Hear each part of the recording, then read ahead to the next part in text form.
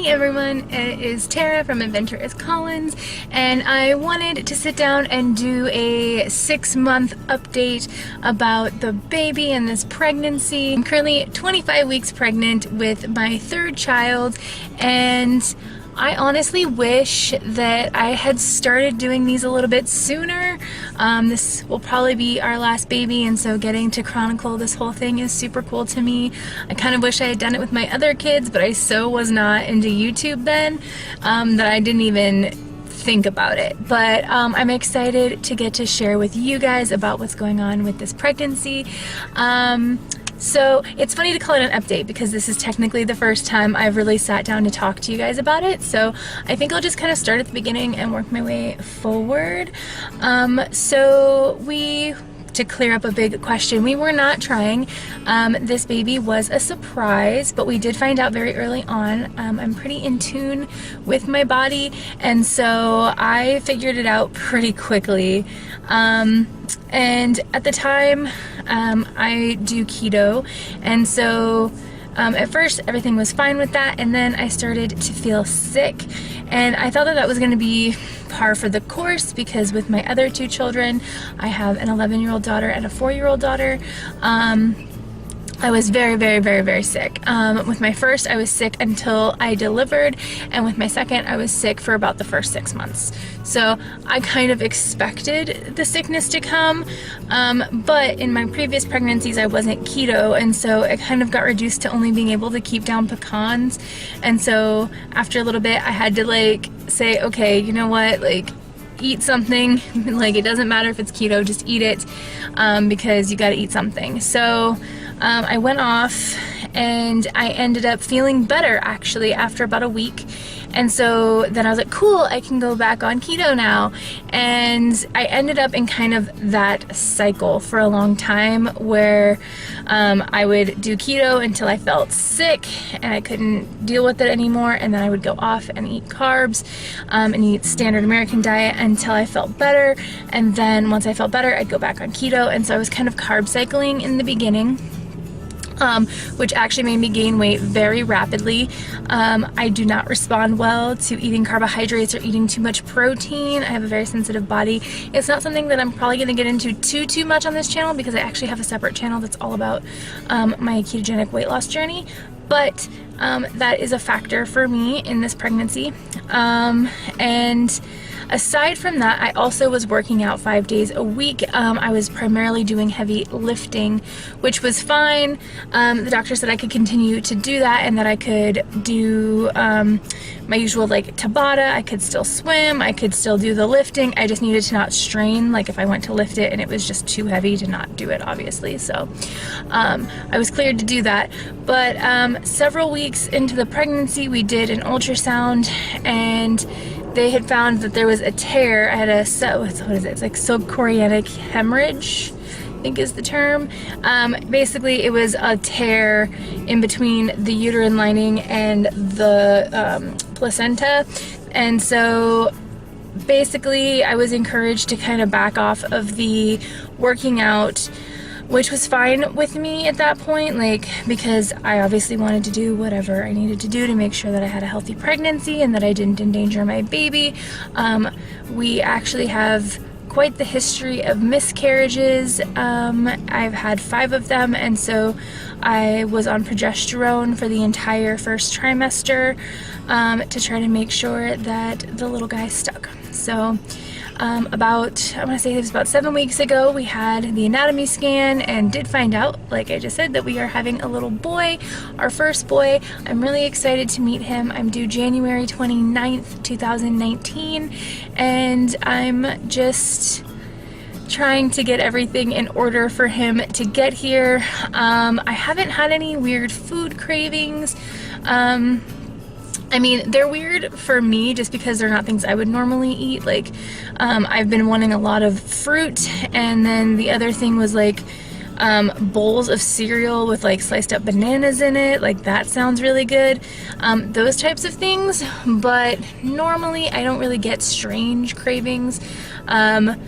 If you guys are curious more about like my pregnancy and birth stories with my 2 daughters, definitely comment down below and let me know, and I can do videos about those as well. But yeah, so no really weird cravings or anything. The subchorionic hemorrhage did repair itself, so everything is fine now. All of the ultrasounds have come back completely normal. All of the blood testing we've done has come back normal. There's no concerns about him at this point. So that's really exciting. I had a feeling that he was going to be a boy just because it was so different than the girls' pregnancies. Like, this one has been a million times easier than those 2 ever were. And like the morning sickness was basically non-existent. Like, it came and went depending on my diet in the beginning, and now I've been back on keto for a while and I'm not getting sick at all, so everything's pretty much back to normal. I do want to lay to rest, if you're watching this and you're concerned, I am under the moderation of my OBGYN, my midwife, and my doctor. All know that I'm pregnant and doing keto, so don't worry, everything's okay. Yeah, and so I feel like in general things have been pretty great as far as pregnancies go, which is so funny because I always hate those people that are like, pregnancy's so great, I'm glowing. I will say the one thing I'm hating about this pregnancy that is far worse, I feel like, than any other pregnancy I had, and I don't know if it's just because it's a boy, so there's like testosterone or something going on, but I did notice that hair has become a thing. Like, they're like, oh, you'll have such great lovely locks, and yeah, my hair, I have a lot of new growth in here. I'm getting some thickness back that I had previously lost in my hair, so like that's all cool and everything, but the body hair everywhere else growing in like light speed, like it's insane how fast the body hair is growing while I'm pregnant. And I mean, rivaling Planet of the Apes status over here, okay? Like, when you need to get a new like a new razor head on your razor every time you shower and shave, like it's a little bit crazy. So yeah, I don't know if other people have experienced that with boys versus girls, or if you're just someone that maybe has a lot of hair anyway. Like, if you understand what that's like, comment ape status down below so I don't feel so alone, because seriously, I could go and just get a walk-on role in Planet of the Apes with how much body hair is growing. But aside from that one kind of unpleasant side effect, things have been going super well and very easy. We do have movement now. I get to feel him move. He's mostly active in the morning, and then kind of lateish at night around 10-11 o'clock he starts getting really wiggly. And then during the day I don't notice it as much, except like maybe 20-30 minutes after I eat he'll get a little bit active, but mostly he's pretty chill in there except for those 2 main times of day. So around 8 in the morning and then around 10 at night, those are like his super active times, and I'm enjoying it. It's cool. Like, the kids, both of my girls have gotten to feel him kick from the outside. Dustin has gotten to feel him kick, and Dustin's actually seen him kicking. He was going to leave for work one day and he just gave me like a really big kick, and Dustin was able to see it from the outside.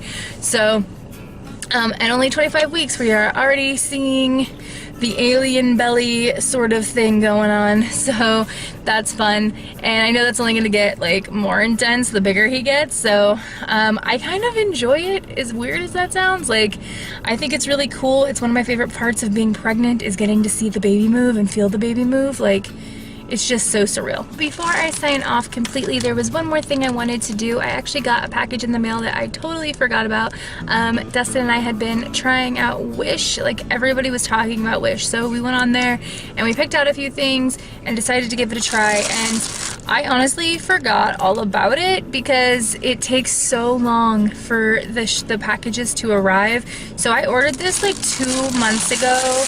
this little guy here, and I don't even know what's in it anymore. Like, I don't even remember what I ordered. I know it's baby clothes because that was what I had picked out, and then the other two baby clothes things I ordered came like a month ago, but this one took the longest, and so I thought I would open it with you guys and just share what I got. So get like a little mini Wish unboxing because it's only one thing, but I thought I would do that with you guys. So I'm gonna rip it open. Sorry for the noise. Okay, I remember it now. All right, so it's a 3-piece set. I remember it now. Okay, it looks a lot bigger than I thought it would. And I don't know what's up with that. Like, it was like that with a couple other things. The other baby stuff I ordered, it ended up being way bigger than I thought it was gonna be. Anyways, so here's one part. It's like one of those little top knot hats. It's just a little blue hat. This one's kind of like almost like that jersey knit sort of feel. It's nice, and it's not too thick because where we live it's very warm, so he's not gonna need anything too heavy, but cute little hat. And then it has a shirt. It's like a little raglan tee sort of style shirt, which has the same blue material here in the middle, and then it has this fabric here for the sleeves, and then the trim is that same blue fabric. And so it has little mountains, and it says adventure awaits. I remember loving this because we're adventurous Collins, so I felt like it was perfect, and totally what I'm into. Totally doing like the adventure and explorer sort of theme with him. And then it has little pants that go with it. That's that same adventure awaits with the little mountains and the little blue soft trim. So I love it.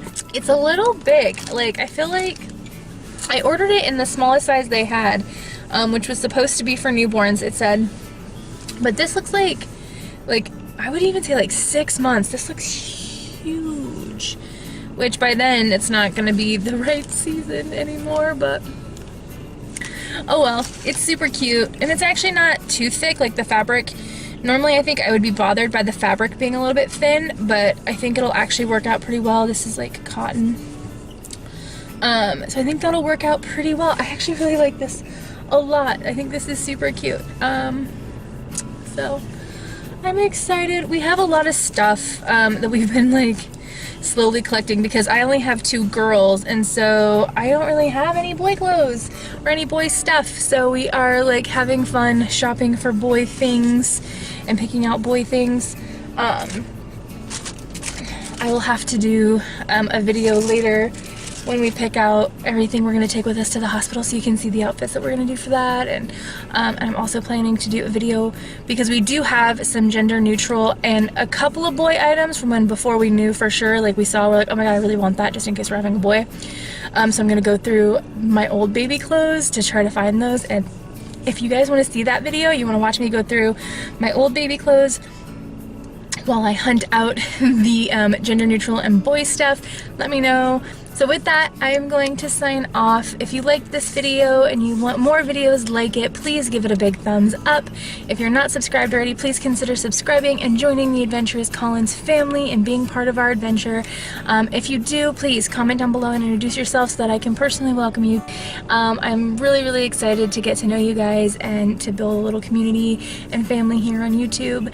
And yeah, I think that is it for today, guys. I will see you in the next video. Until then, thanks for being part of our adventure.